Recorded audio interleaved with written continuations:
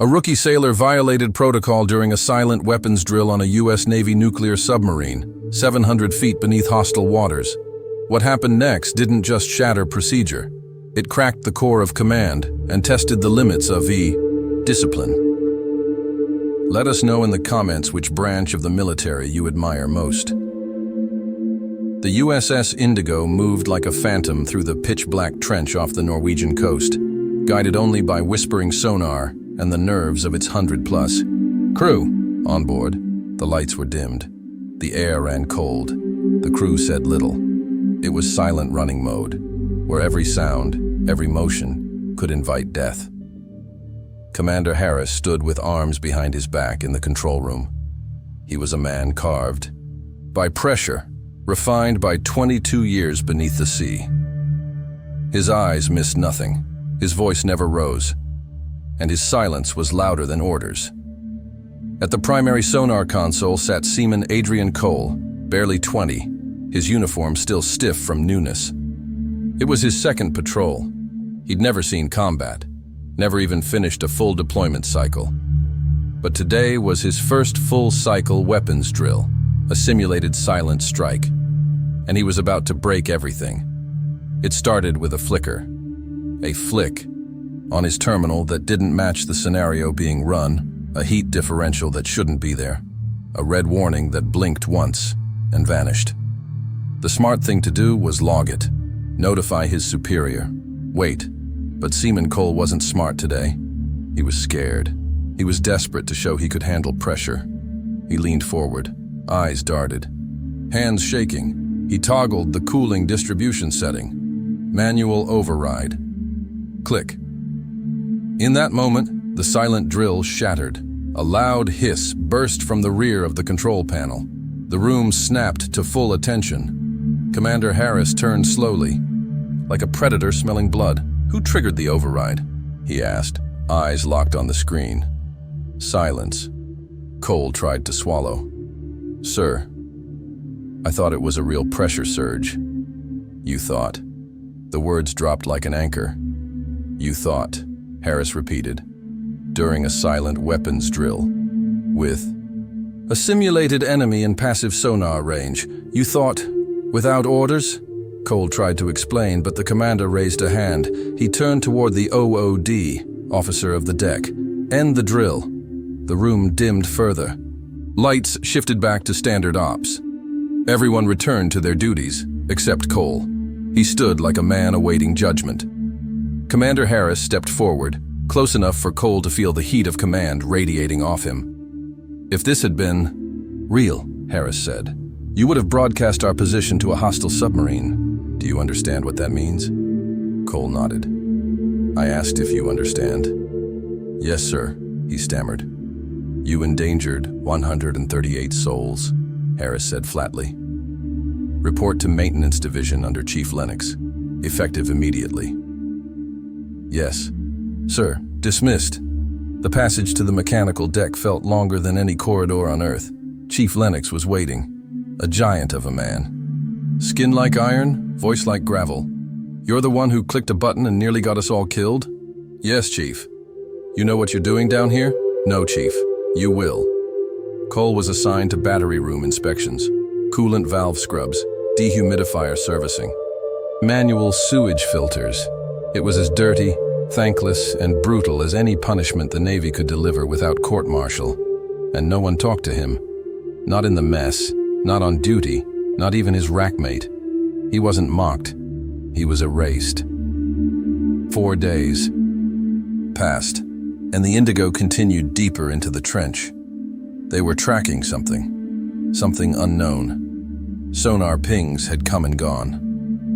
Not NATO, not civilian, fast, deep, maybe a Russian Akula, maybe something else. Cole wasn't part of sonar anymore. He just listened and watched. He noticed the looks on the senior officers' faces, the change in the lighting protocols, the unease in Commander Harris's jaw. He'd studied every valve in the battery room by now, learned the flow of power and pressure like he was reading the ship's heartbeat, and he began to feel it. Every tremor, every vibration, Every unnatural jolt in the walls. Something was wrong. At a 300 it began. A sudden jolt rocked the starboard bow.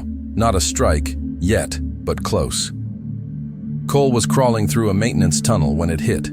He slammed into a pipe, bruising his shoulder. Klaxons didn't sound. No one screamed, but the air changed. The Indigo had been pinged, actively, repeatedly. Commander Harris stood in the bridge, reading sonar data with cold calculation. "Tactical posture?" he asked. "Unknown sub," said Lieutenant Connors. "Acoustic. Profile unfamiliar. They're below us, shadowing. Evasive pattern. No countermeasures yet." The crew obeyed instantly, and below deck, Seaman Cole moved with purpose for the first time. He wasn't scared. He was watching how the ship moved, listening to its pain. He knew that something in the emergency coolant bypass hadn't sounded right during his rounds. He rushed to the panel. It was vibrating. Too much. A flow imbalance. He opened the panel. The bypass valve had been rigged. Slightly. Loosened.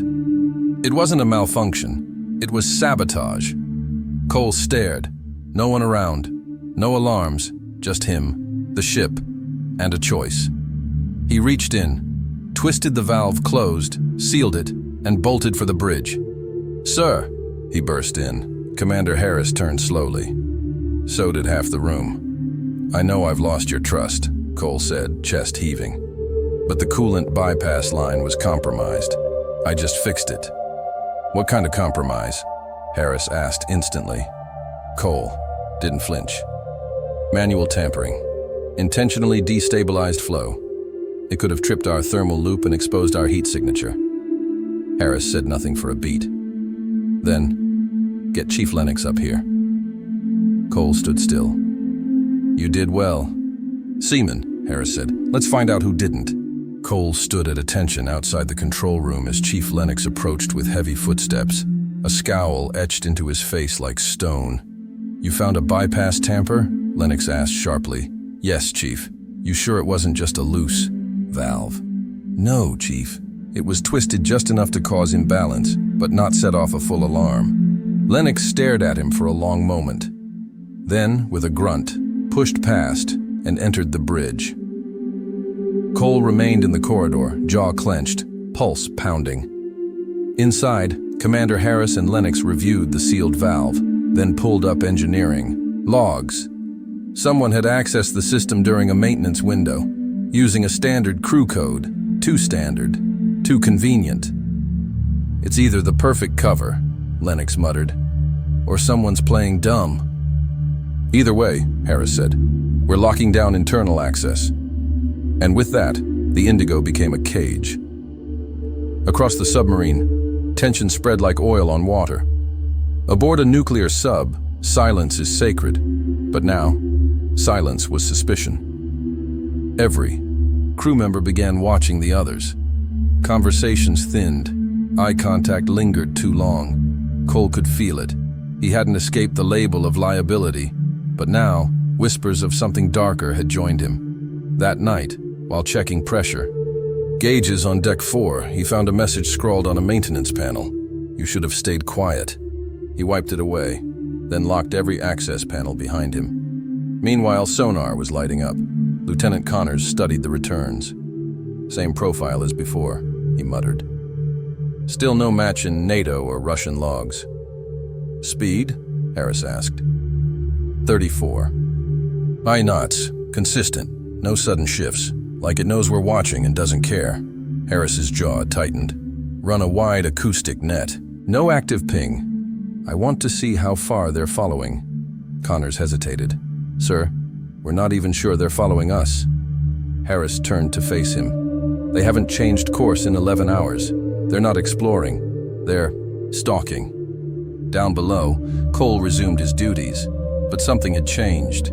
He found himself anticipating mechanical patterns before they happened, noticing stress points, smelling pressure drops. He wasn't guessing anymore. He was listening. To the hum of the ship.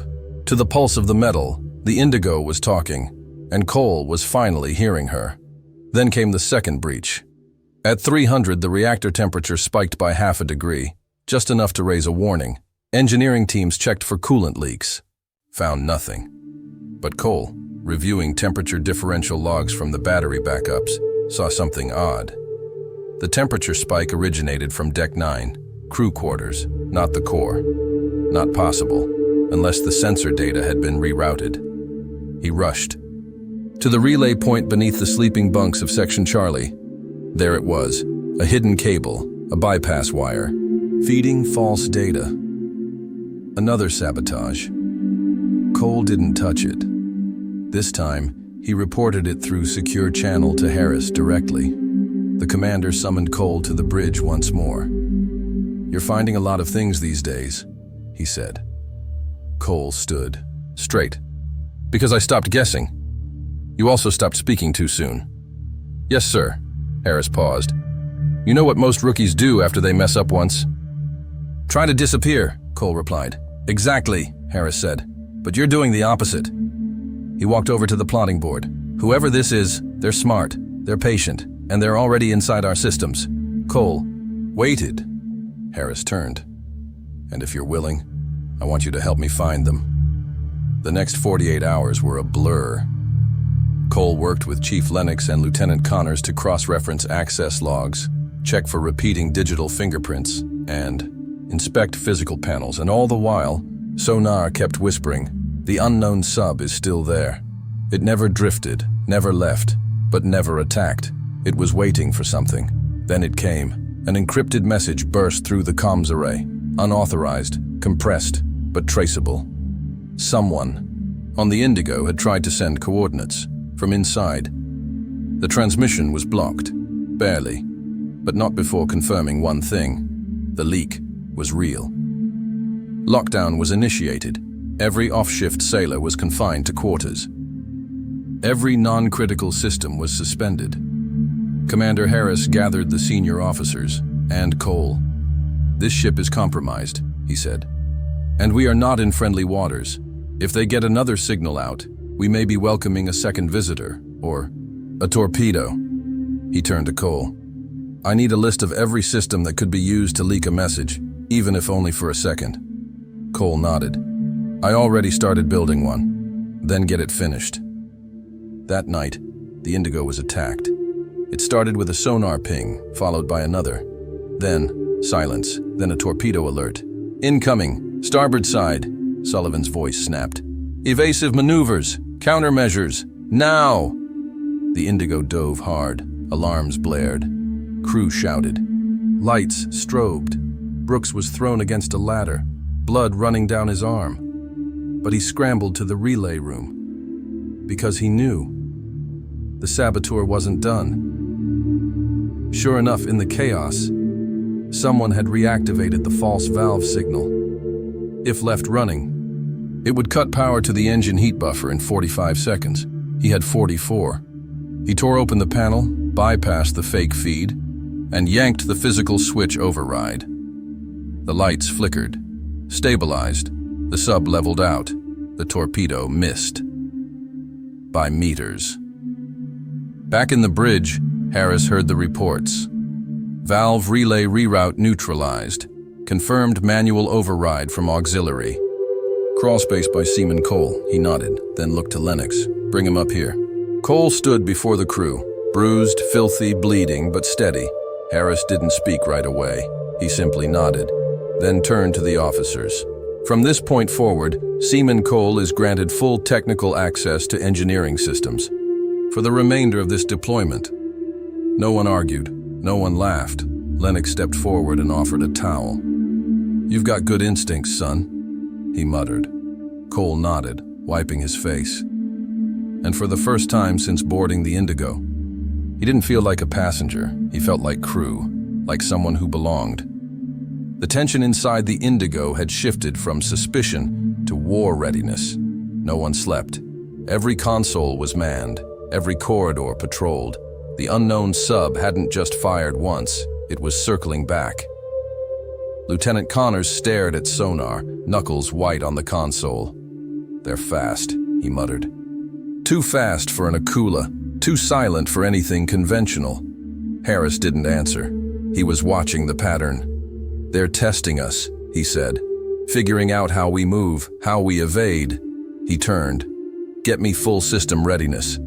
All stations, all decks, now." The order snapped through the submarine like electricity. Within minutes, the Indigo was alive with quiet urgency. Tubes were loaded, communications sealed, damage control crews stationed across bulkheads. Cole was deep in Engineering Bay 2, inspecting the redundant cooling paths. He wasn't ordered there, but he knew. That's where the saboteur would strike next. Hours passed. Nothing came. No sonar pings. No signals. Then, a faint knock. Not on the hull. From inside, a metal-on-metal clang, soft, rhythmic, coming from behind the primary power relay housing. Cole spun, flashlight sweeping. He listened. One knock. Two. Silence. He moved closer. The back of the relay housing had been recently removed and replaced. The bolts were loose. Cole pulled it open and found a narrow maintenance crawl space. Fresh prints on the dusted pipe. A folded toolkit. One data spike, and the faint red blink of a powered device. His stomach turned. It wasn't just sabotage, it was a live uplink. Someone was preparing to transmit again. He pulled the spike out and sprinted. By the time he reached the bridge, the Indigo had already registered a sonar return. 1, 2, 3, rapid bursts. An attack run. Lieutenant Connors turned. "Contact moving fast, gaining depth. It's coming under us." "Torpedo tube 1 open," Harris said. "Prepare counter launch." Then he saw Cole. "Report." "Sir, someone installed a second data spike, back of the power relay housing. It was set to activate during external signal exchange," Connors cursed. "That's how they got around the shielding." Harris narrowed his eyes. Who accessed that panel? Lennox appeared behind Cole, holding a clipboard. Only 4 people had access codes. He handed the clipboard to Harris, and there it was. At the top of the list, Lieutenant Raymond Connors. The bridge went still. Harris turned slowly. Connors didn't blink. Then, he ran. "Security!" Harris shouted. Cole was already chasing. Connors shoved past a junior officer and sprinted down the narrow service corridor, heading toward the weapons deck. Cole followed, feet pounding metal. Connors dove into the torpedo bay, slamming a hatch behind him. Cole slid in right before it shut. Inside, darkness, steam. One red emergency light. Connors turned. "You don't understand," he hissed. "You think we're just shadows in the deep, but someone needs to show the world what's really happening." "You tried to kill us all," Cole said. Connors reached for a side panel. A manual override. Launch system. Cole lunged. They slammed into each other, crashing into the wall. The sub groaned under them. Another torpedo inbound. The room tilted. Sparks flew. Connors punched. Cole ducked, grabbed a wrench, swung, connected. Connors dropped. Unconscious. Cole, shaking, keyed into the emergency lockdown and sealed the torpedo controls. Then he ran back. On the bridge, Harris was in full command. "Enemy. Sub-launching. We have 8 seconds. Countermeasures away," Lennox barked.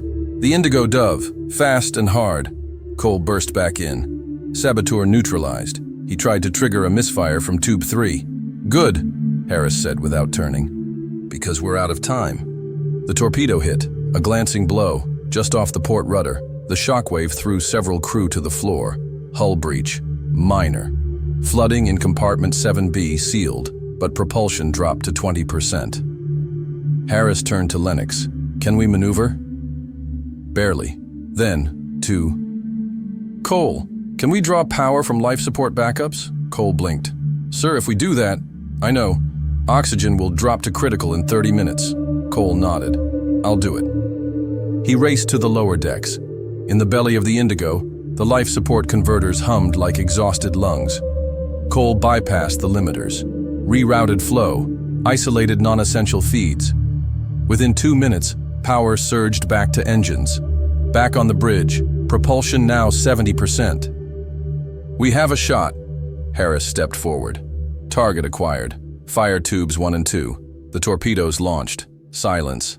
Everyone waited. Ping, ping, ping. Nothing. Then, impact. The sonar lit up. A thunderous wave rolled through the deep. 1. Target destroyed. The enemy sub was gone. But so was the oxygen buffer. Cole staggered out of the converter bay, coughing. The air was getting thinner, but the lights were still on, and the crew was still alive. He made it back to the bridge. Harris looked at him. "You risked asphyxiation to give us a shot." Cole nodded. "You gave me one first, sir." Harris stepped forward. "I gave you nothing," he said. "You earned everything." And the crew? They didn't cheer. They didn't clap. They just looked at Cole with eyes that no longer doubted him. He wasn't a rookie anymore. He was a sailor. The waters had finally stilled. After days of evasion, sabotage, combat, and close calls, the USS Indigo floated in the North Atlantic like a wounded but unbeaten giant. Her hull bore the bruises of war. Her crew bore the weight of survival. Inside, the mood had shifted from fear to focus, and from silence to solidarity. Commander Harris stood near the main console, hands clasped behind his back, watching the sonar screen scan nothing but the quiet black. For the first time in days, it was empty. No pings, no shadows, no hunters. They were alone and alive. Seaman Adrian Cole sat quietly in Engineering Bay 3, his arms stained with grease, eyes staring at the soft glow of the ship's emergency monitors. The oxygen systems were stabilizing. The emergency batteries were back online. The life support redundancy loop was holding. He'd been down here for the last 3 hours, finishing what he started, and now it was done. He stood, not quickly, not like a rookie eager to prove himself. He stood like someone who knew what the ship needed and had delivered. But later that evening, Commander Harris addressed the full crew. Not on the bridge, not in the mess, but on the open deck, topside, after the sub had surfaced in friendly waters. The sky was dark, the ocean calm, but their lungs were full of real air, and their hearts beat with quiet pride.